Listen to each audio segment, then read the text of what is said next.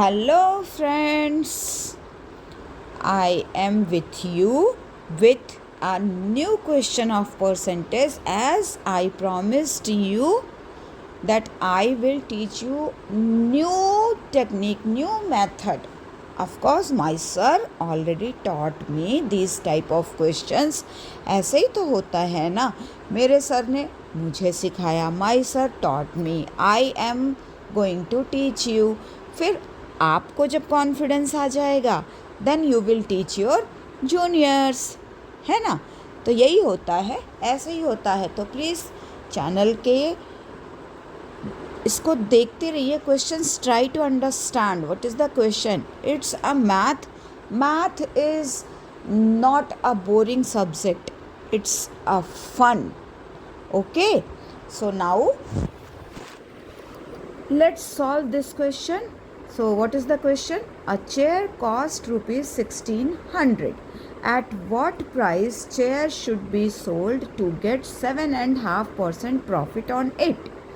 Okay, so एक बार हिंदी में भी, एक चेयर है जिसकी प्राइस 1600 रुपीज़ है. तो उस चेयर को किस प्राइस पे बेचा जाए कि उस पर 7.5% का प्रॉफिट मिले. ठीक है, तो मैं ऑलरेडी रूल्ड नोटबुक मेथड करके बता चुकी हूँ, पर जो लोग नए हैं, पहली बार देख रहे हैं, उनके लिए again I will draw that pattern. Okay, so here I am going to draw the pattern. Please video में अंत तक बने रहिएगा, तभी आपकी क्वेरीज पूरी होंगी जो आप जानना चाहते हैं. what you want to know, you will get it and keep on practicing. So it's 0, then 10, 20, 30, 40, 50, 60, 70, 80, 90, 100, and this one is 110. Why I have done this 110? Because we want 7.5% profit. हमें 7.5% का प्रॉफिट चाहिए कॉस्ट प्राइस पे. So cost price already it's here. What is the cost price? That 1600 rupees. Okay, तो it means 1 unit price will be what? 1 unit means from here to here, or 10%. This is percentage. Okay, so क्या होगा? So as I told you, but again I will explain. 100% equals to 10 units. So 10% equals to, of course, 1 unit. अच्छा, अब ये है 100%, यानी 10 units की price क्या है, यानी पूरे चेयर की प्राइस क्या है? Cost of the chair much rupees 1600. ठीक है, तो एक उसको और सिंप्लीफाई करते हैं कि अगर 100 pencils, you are going to pay 1600 rupees for 100 pencils. So for 10 pencils, or for 10% equals to 160 rupees. ठीक है ना. ये मैं पहले भी परसेंटेज के वीडियोस में बता चुकी हूँ. ये जो नए व्यूअर्स हैं उनके लिए बता रही हूँ. प्लीज़ ध्यान से देखिए, concentrate please. So 160. So this is 160. 160. I am not writing here 160, then second step 320. No, because per unit यहाँ से यहाँ तक कितना बता रहा है? एक यूनिट यानी 10%. सो 10% इक्वल्स टू 160. फिर 10% से 20% कितना मार्जिन आता है? अगेन 10% का मार्जिन है, सो 160. 20 to 30% कितना मार्जिन है? How much margin is there? 160. Same thing. Got it? मैं इंग्लिश और हिंदी दोनों लैंग्वेज यूज़ कर रही हूँ ताकि जो बच्चे विलेज एरिया में हैं उनके लिए हिंदी कंफर्टेबल होती है तो उनके लिए हिंदी में है. बाकी जो बच्चे अच्छी जगहों पे हैं उनके लिए इंग्लिश भी कंफर्टेबल होता है तो उनके लिए इंग्लिश में है. ठीक है.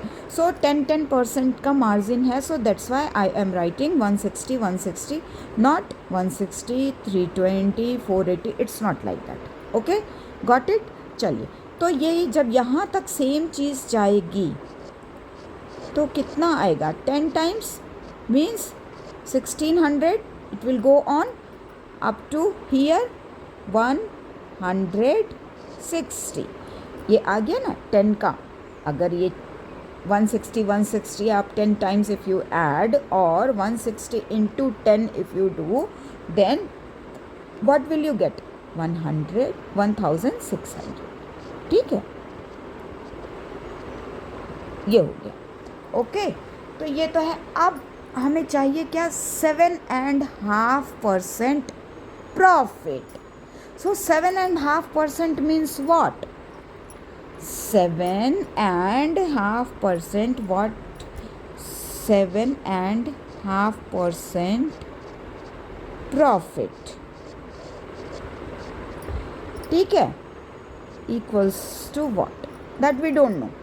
This is our question. 7.5% का प्रॉफिट क्या होगा? ये हमारा क्वेश्चन है.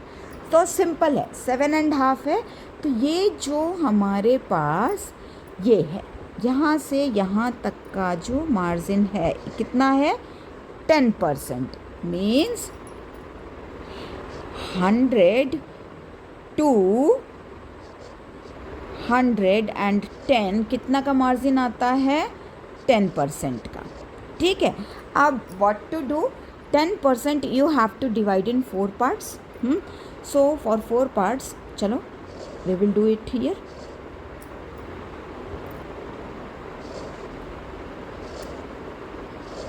Four parts. 1, 2, 3 and 4. So what is this? 0, 2.5 or here I am writing 1/4. So this one is 5% or 1/2. Okay. Now this is 7.5 or 7.5. Same thing. 7.5 or 7.5. Same thing. तो ये क्या हो गया? 3/4. And this one is completely 1. So total क्या होगा? 1. Okay. 1%. ये percent में है. Okay, this is 2.5%, this is 5%, this is 7.5 or 7.5. This one and this one both are the same, and this is 1% total.